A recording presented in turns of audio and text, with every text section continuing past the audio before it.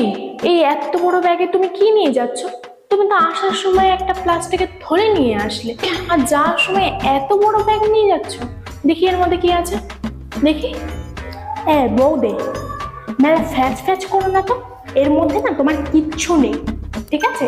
এর মধ্যে আমার বিয়ের আগের কিছু জামা কাপড় আছে, আর তাছাড়াও আমার বাড়িতে না যা আছে না, তোমার থেকে আমার কিছু নেওয়ার প্রয়োজন নেই। না না, আমি তো দেখবোই এর মধ্যে কি আছে। দেখি দেখি।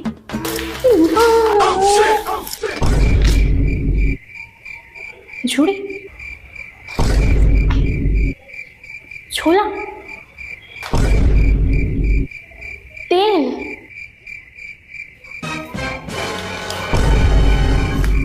শেষে কিনা আলু পেঁয়াজ নিয়ে যেতে হচ্ছে। মা,